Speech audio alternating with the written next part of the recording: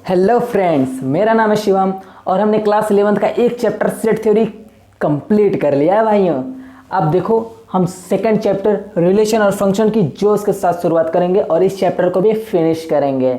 4 से 5 जैसे उस सेट थ्योरी में मैंने 5 लेक्चर लाए थे, यहाँ पे 6 से 7 हो सकते हैं क्योंकि रिलेशन और फंक्शन दो अलग चैप्टर हैं, लेकिन एनसीईआरटी वगैरह में सब एक चैप्टर माना गया है क्योंकि रिलेशन और फंक्शन लगभग एक ही है। ये फंक्शन भी एक तरीके का रिलेशन ही है, ठीक है। तो इसको मतलब रिलेशन फंक्शन को एक साथ ही पढ़ेंगे, ठीक है।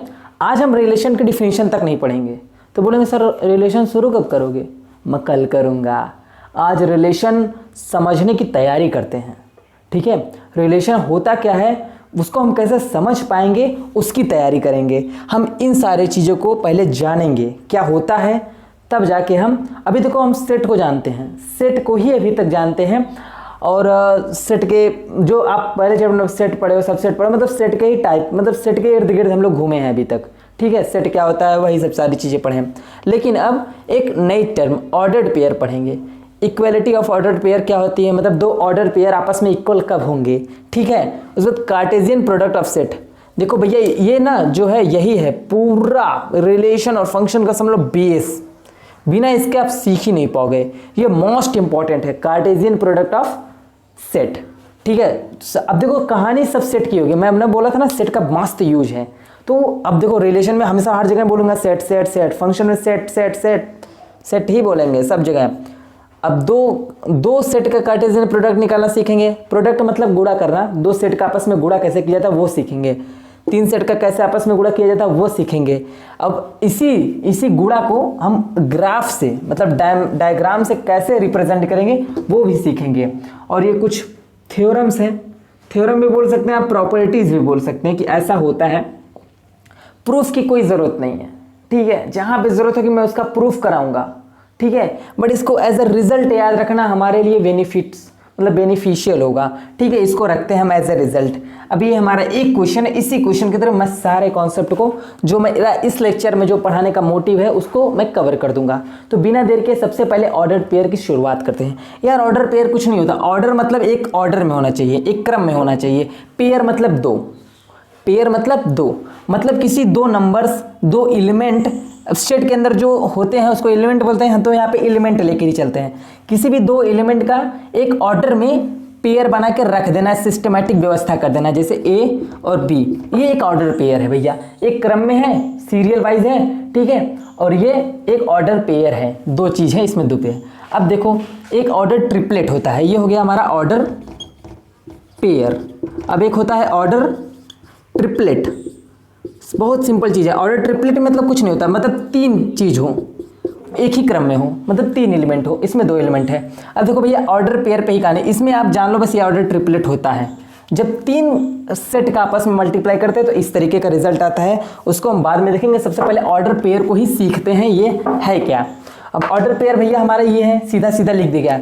अब 2 सेट है, ठीक है। एक सेट ए है, एक सेट बी है, ठीक है। और ये जो ए एलिमेंट है ना, ये ए सेट से बिलोंग करेगा और ये जो 20 एलिमेंट है वो 20 सेट से बिलोंग करेगा। अब ये कहाँ से आया, क्यों आया, इसको जब कार्टेशियन प्रोडक्ट देखने लगेंगे ना तो ये आपको ये मतलब समझ में आ जाएगा हम ऐसा क्यों लिखे हैं और ये होता क्या है। देखो भैया ऑर्डर पेयर सिंपली यही होता है। अब अच्छा आप देखोगे जब हम लोग ज्यामिति पढ़ते थे, मतलब जो कोऑर्डिनेट ज्योमेट्री वगैरह होता है, हम लोग 10th में ही पढ़े हैं, निर्देशांक की ज्यामिति से कहते हैं। पॉइंट को देख रहे हो हमेशा, जैसे ए कामा बी ये पॉइंट है, यानी कि अभी कभी कभी आप देखते हो 2 कामा 3 ये सब पॉइंट होते हैं। ये ए और बी की जगह कुछ भी हो सकता है, sine theta, cos theta, tan theta, log हो सकता है, और यहाँ पे ए 1 2 3 हो सकता है, √2 √3 कुछ भी हो सकता है ए बी की जगह। लेकिन आपको एक बात और ध्यान रखना चाहिए, ए और बी ये कभी भी बी और ए के बराबर नहीं होगा, ठीक है। बराबर होने की एक कंडीशन होगी, कैसे?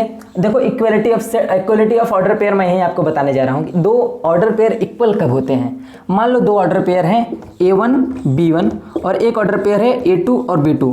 बोला ये दोनों इक्वल कब होंगे भैया, हमको ये बताओ। इक्वल तब होंगे जब A1 बराबर A2 होगा और B1 बराबर B2 होगा।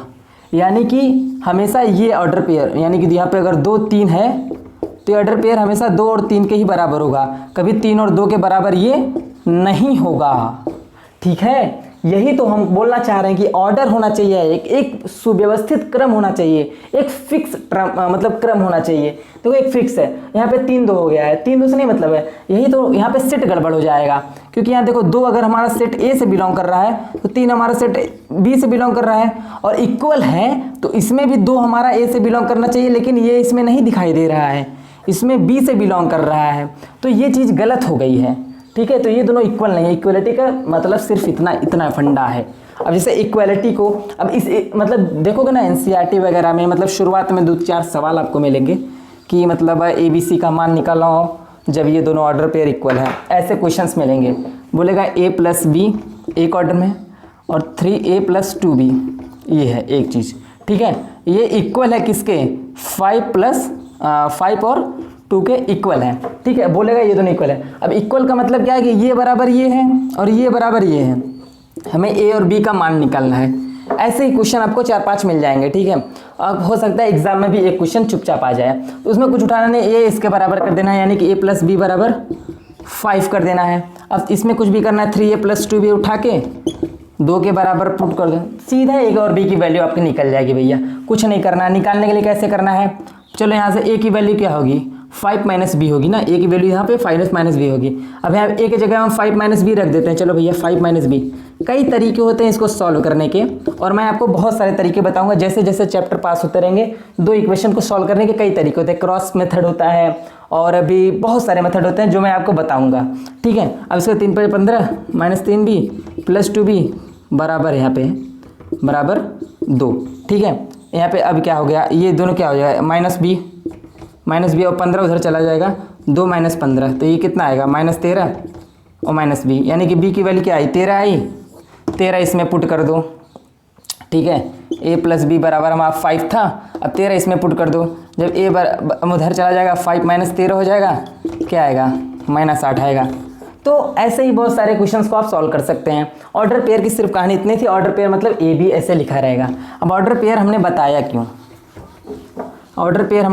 क्यों, चलो भैया बताते हैं ऑर्डर पेयर बताया क्यों। कार्टेशियन प्रोडक्ट सिखाने के लिए।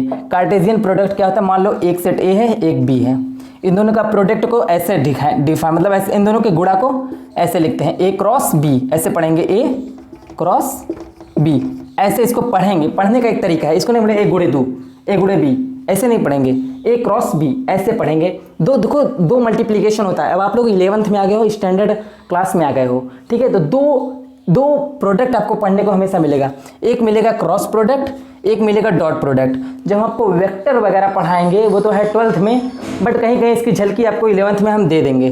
ठीक है, तो ये सब सारी चीज़ें जब पढ़ाएंगे तो वहाँ पे 2 प्रोडक्ट के बारे में आपको हम अच्छे से डिटेल में बताएंगे। चलिए ठीक है, A × B। अब देखिए 2 सेट को आपस में मल्टीप्लाई करते कैसे हैं। देखो भैया, एक सेट अगर हमारा A है, A में अगर हमारा 1 2 और 3 है, एक हमारा B है, वो हमारा 2 और 3 है। देखो भैया, एक सेट को दूसरे सेट से मल्टीप्लाई हमेशा ऑर्डर पेयर में होता है, यानी कि हमारा A × B में कुछ इस तरीके के एलिमेंट आएंगे, जैसे AB इस टाइप के एलिमेंट आएंगे, जिसमें जो हमारा A होगा वो सेट A से बिलोंग करेगा और जो B होगा वो हमारा सेट B से बिलोंग करेगा। यानी कि इस सेट में जो हमारा A × B करने पे जो सेट आएगा, देखो भैया सेट का मल्टीप्लाई सेट में करेंगे तो भी एक सेट ही आएगा। ठीक है, ये बहुत सिंपल सी चीज़ें हैं, फैक्ट है, आप समझ सकते हो। और देखो इस सेट में कैसे एलिमेंट आएंगे, हमेशा ऑर्डर पेयर में एलिमेंट आएंगे, इसलिए मैंने आपको ऑर्डर पेयर पहले बताया। अब ऑर्डर पेयर में एलिमेंट आएंगे। अब ये जो पहला वाला ऑर्डर पेयर में पहला जो एलिमेंट होगा वो हमेशा सेट A से होगा, और जो दूसरा वाला एलिमेंट है वो हमेशा सेट B से होगा, इसलिए ये लिखा गया है। अब चलो इन दोनों को आपस में मल्टीप्लाई करके देखते हैं। A × B करते हैं, ठीक है, इक्वल करते हैं। पहला 1 का 2 से करेंगे, यानी कि 1 2 लिखेंगे, फिर 1 का 3 से ही करेंगे तो 1 और 3 लिखेंगे। ठीक है, ये 2 ऑर्डर पेयर बन गए। अब देखो 2 का 2 से करेंगे तो 2 2 लिख दिए, फिर 2 का 3 से करेंगे तो 2 3 लिख दिए, फिर देखो 3 का 2 से करेंगे तो 3 2 लिख दिए, और फिर 3 का 3 से लिखेंगे तो 3 3 कर दिए। ये हो गया भैया हमारा, कॉमा से सबको डिवाइड करते हैं सभी एलिमेंट्स को। ठीक है, ये हमारा हो गया A × B। समझ में आओगा, बहुत सिंपल चीज़ है, कैसे मल्टीप्लाई करते हैं आपको ये समझ में आएगा। A × B आ गया। अब देखो B × A क्या होता है, B × A की बात आएगी ना, देखो इसके सारे एलिमेंट जस्ट पलट जाएंगे। ठीक है। जैसे देखो बी क्रॉस ए का मतलब है 2 का मल्टीप्लाई, अब 2 आगे रहेगा, यानी कि जो सेट इधर रहेगा वो इधर रहेगा। देख नहीं रहे हो, जो एलिमेंट जो सेट पहले है उसके एलिमेंट पहले पहले हैं, और जिस सेट बाद में उसके एलिमेंट बाद बाद हैं। यानी कि जब सेट बी पहले आया तो उस ऑर्डर पेयर में यहाँ पे इस फॉर्मूले देखो, ये जस्ट बी क्रॉस ए कर दो तो यहाँ पे बी ए हो जाएगा, ठीक है। तो ये चीज़ भी पलट जाएंगी। अब देखो 2 का 1 से करो तो यानी कि 2 1 लिखाएगा, ठीक है। 3 का 2 से करो तो 3 2 लिखाएगा, लिखाया। फिर सॉरी देखो यहाँ से आपका 3 का भी 1 में करना है, नहीं पहले आप ऐसे कर लो, पहले 2 का सब में करो फिर 3 का सब में करो, ऐसे ही होता है ना। 2 का 1 में किए 2 1, फिर 2 का 2 में किए तो 2 2, फिर 2 का 3 में करो तो 2 3, ठीक है। फिर 3 का 1 में करो तो 3 1, ठीक है। फिर 3 का 2 में करो तो 3 2, ऐसे लिखते चले जाएंगे, बस ऑर्डर पेयर में लिखना है। 3 का 3 में करेंगे तो 3 3। देख रहे हो ये दोनों आपस में इक्वल नहीं है, क्योंकि देखो 2 1 इसमें है, क्या 2 1 इसमें मिलेगा? नहीं मिलेगा। 1 2 है, 1 2 और 2 1 इक्वल नहीं होते, मैंने आपको पहले ही बता दिया है, ठीक है। क्यों नहीं इक्वल होते हैं उसका भी रीज़न यहाँ पे आपको मिल गया होगा कि एक ये सेट जो है वो हमेशा बी से बिलोंग कर रहा है और ये सेट ए से बिलोंग कर रहा है, ठीक है। और ये सेट ए से बिलोंग कर रहा है, सेट बी बिलोंग, तो उल्टा वाली बात आ जाती है ना, ठीक है। तो हमेशा सेट कब इक्वल होगा? जब इसका पहला एलिमेंट पहले एलिमेंट के बराबर होगा और दूसरा दूसरे से बराबर, तभी ऑर्डर पेयर 2 आपस में इक्वल होंगे। तो ये हमारा ए क्रॉस बी और बी क्रॉस ए है, और आपको ये पता होना चाहिए कि A cross B in general B cross A के इक्वल नहीं होता है, सामान्य रूप से ये चीज़ें पॉसिबल नहीं हैं, ठीक है।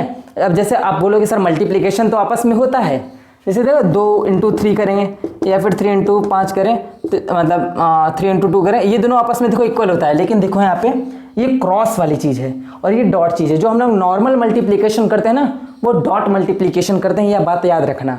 और जो क्रॉस मल्टीप्लिकेशन होता है, ये देखो क्रॉस मल्टीप्लिकेशन ऐसे डिनोट कर, नॉर्मली हम लोग गुणे का साइन ऐसे ही जानते हैं, लेकिन एक्चुअल में अब 11th में ये कहानी बदल गई है। ये और ये 2 अलग अलग गुणा हैं, जब इसका मल्टीप्लाई होगा तो हमेशा ये कम्यूट करेगा। कम्यूट का मतलब 2 3 करें या फिर 3 2 करें, चीज़ एक ही होगी। लेकिन अगर जहाँ ये साइन लगा, ये वाला क्रॉस, तो वहाँ पे ये कहानी बदल जाती है। समझ गए ना? इसका प्रूफ आपको यहाँ से मिल गया होगा, और इसका प्रूफ इसका और इसका प्रूफ आपको मिलते रहेगा पूरे आपको 11th के लेक्चर सीरीजेस में, ठीक है। तो बहुत बढ़िया चीज़ है यार, एकदम डिटेल में पढ़ने का कोशिश करो, ठीक है। अब कैसे निकालते हैं 2 सेट्स का कार्टेशियन प्रोडक्ट, वो तो आप सीख गए होगे। अब 3 सेट का कुछ नहीं है, 3 सेट का कार्टेशियन प्रोडक्ट निकाला बहुत बड़ा इशू नहीं है, बहुत बड़ी बात नहीं है, बहुत सिंपल है, आप बहुत आराम से निकाल सकते हो। इस 3 का कहने का मतलब सिर्फ इतना है, इसको मैं इस वाले फॉर्म में लिख देता हूँ। ये वो तो जनरल फॉर्म जिसको बोलते हैं ए क्रॉस बी क्रॉस सी, ठीक है। अब ये सिर्फ इस फॉर्म में होगा ए बी सी, उसके बाद जहाँ पे ए बिलोंग्स टू ए है, बी बिलोंग्स टू छोटा बी बिलोंग्स टू बी है और सी बिलोंग्स टू सी है, ये चीज़ है, ठीक है। अब देखो इसको डायरेक्ट मल्टीप्लाई नहीं करेंगे, फिर 1 के करिए 2 में किए 3 के, इसको हम तोड़ तोड़ के कर सकते हैं। यानी कि ए क्रॉस बी पहले निकाल लें फिर सी निकाल लें, या फिर बी क्रॉस सी निकाल लें फिर ए निकालें, बात वही है। और जिस तरीके से ये ऑर्डर में हम लोग मल्टीप्लाई करेंगे उसके एलिमेंट्स को उसी ऑर्डर में रखेंगे। अगर ए सबसे इधर है तो ए भी इसके एलिमेंट में सबसे इधर होगा, ठीक है। बी अगर बीच में है तो बी का जो एलिमेंट है वो बीच में रहेगा, और सी अगर कोने है तो सी का एलिमेंट भी कोने ही रहेगा। तो ये बहुत सिंपल चीज़ आपको ध्यान में रखना है मल्टीप्लाई करते समय, ठीक है। आपको ये सारी चीज़ें आई होप समझ में आएगी होंगी। 2 सेट का कैसे करते हैं, 3 सेट का कैसे करते हैं, बहुत सिंपली आप कर ले जाओगे, ठीक है। अब डायग्राम से कैसे रिप्रेजेंट करते हैं, चलो वो देख लेते हैं। अब इसी चीज़ को समझाने के लिए मैंने एक क्वेश्चन को यहाँ पे लिख रखा है, ठीक है। क्वेश्चन को लिख रखा है, देखो डायग्राम में इसका वो सेट वाला नहीं है कि यूनिवर्सल ऐसे बनाना वैसे बनाना। देखो भैया एक डायग्राम ये ले लेते हैं, ये हमारा एक झोला हो गया, ये हमारा एक झोला हो गया। इसमें ये सेट ए वाला झोला है, ये सेट बी वाला झोला है। देखो भैया सेट ए में क्या एलिमेंट है, ए और बी। झोला छोटा बना लेते हैं ताकि लिखने में आसानी हो, ठीक है। जब दुइये एलिमेंट है तो बड़ा झोला लेके काहे टाइम वेस्ट करेंगे यार, बताओ। जब कम सामान है तो बड़ा झोला लेके क्या फ़ायदा है, ठीक है। अब ये इसमें उससे और बी में क्या है 1 2 3 एलिमेंट है, यानी कि 1 2 3 एलिमेंट है। चलो भैया देखो इसको हम आपको डायग्राम से एकदम इजी वे में समझ में आ गया। ये हमारा झोला 2 झोला बन गया। ऐसे नॉर्मली इसको ऐसे बनाते हैं, ठीक है।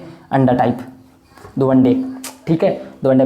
अब देखो ये इसमें क्रॉस प्रोडक्ट होगा, ठीक है, होगा, लिख देंगे। पहले हम नॉर्मली निकाल लेते हैं ए क्रॉस बी।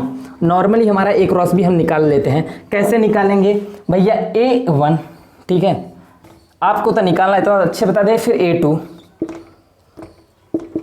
फिर A3, ठीक है, फिर वैसे B1, B2 और B3, ठीक है, ये आपका ये निकल गया।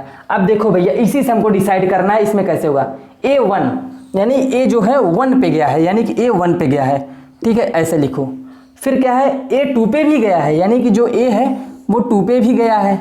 अब फिर देखो A 3 पे भी गया है, A 3 पे भी गया है, ठीक है। अब क्या बोला है, B 1 पे गया, यानी कि B 1 पे भी गया है। फिर देखो B 2 पे भी गया है, यहाँ पे लाओ 2 पे। फिर क्या है, B 3 पे भी गया है, तो B 3 पे गया।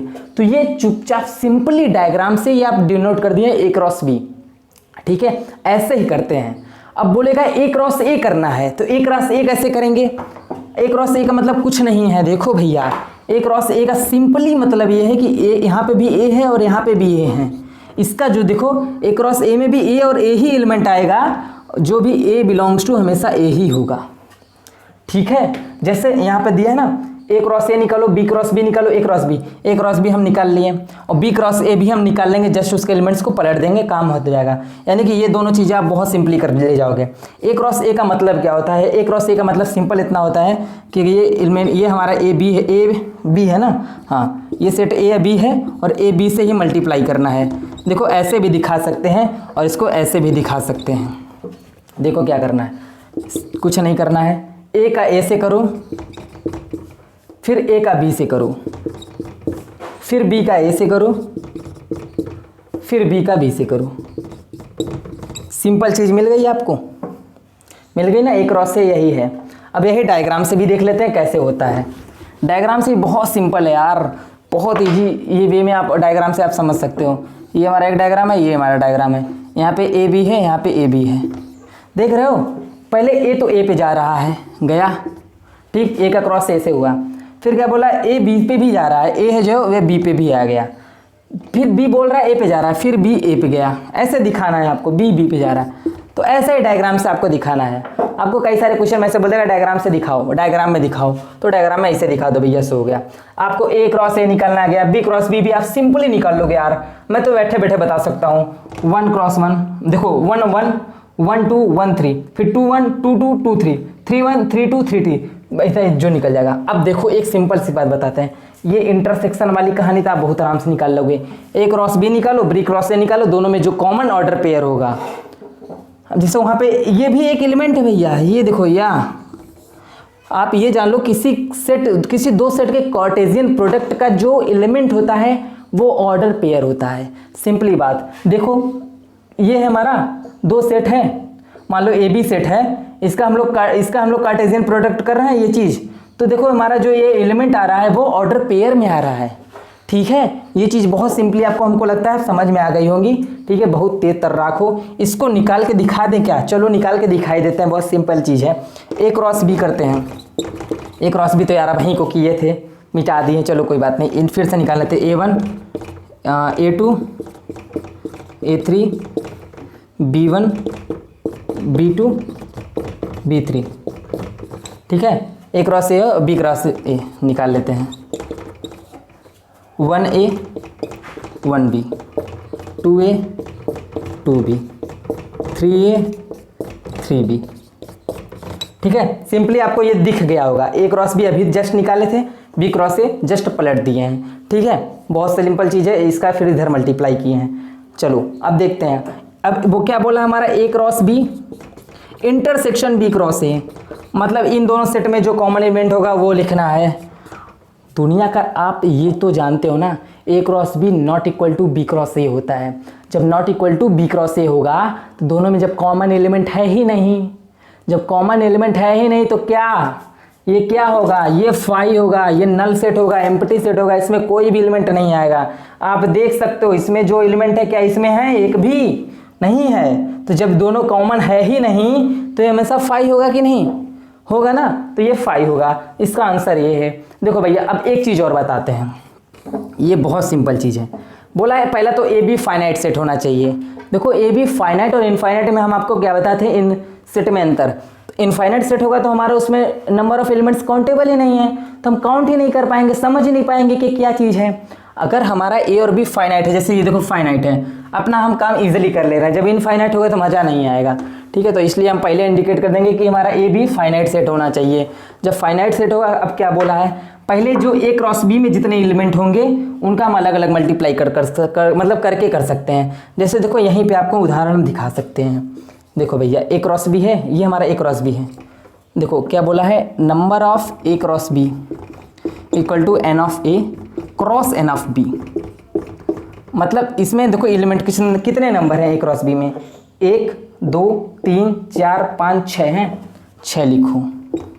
एन ऑफ ए में कितने हैं, एन ऑफ ए में 2 एलिमेंट हैं। एन ऑफ बी में कितने एलिमेंट है, 3 एलिमेंट है। क्या 6 बराबर 6 के है, यानी कि ये एकदम सही चीज़ लिखी गई है, एकदम शिवम ने एकदम सही चीज़ लिखी है ये, ठीक है, बहुत सही चीज़ लिखी। अब सेम चीज़ है यार, देखो अब बोला है ना कि ए और बी अगर इनफाइनाइट होगा तो ए क्रॉस बी जो होगा वो इनफाइनाइट होगा। बहुत सिंपल सी बात है, सिंपल लॉजिक आप समझ गए होंगे। अब देखो तीसरा, अब 3 का भी करेंगे। अगर ये वाला भी सिस्टम आ जा रहा है ना, n of A cross B cross C कर रहे हैं, तो इसका भी equal n of A cross N of B cross N of C. इसको आप मल्टीप्लाई भी बोल सकते हैं, लेकिन क्रॉस बोलोगे ना तो ज़्यादा इफेक्टिव और स्टैंडर्ड थिंग है ये, ठीक है। तो आज के लेक्चर में सिर्फ इतना ही। अब मैं नेक्स्ट लेक्चर में रिलेशन क्या होता है उसको इंट्रोड्यूस करूँगा। अभी तो हमारा मेन चैप्टर स्टार्ट कहाँ हुआ भैया, मेन चैप्टर स्टार्ट करने की तैयारी थी। ऑर्डर पेयर क्या होता है, कार्टेशियन प्रोडक्ट क्या होता है, ये हम सीख गए ना। अब हम रिलेशन भी इतना ईजिली सीखेंगे कि कोई बात नहीं, ठीक है। तो मिलते हैं नेक्स्ट वीडियो में, और टेलीग्राम चैनल आप ज्वाइन कर लोगा, क्योंकि यहाँ पे आपको डीपीपी वगैरह मिलता रहेगा, डीपीपी मिलता रहेगा और नोट्स भी पीडीएफ का मिलता रहेगा। तो thank you so much for watching this video.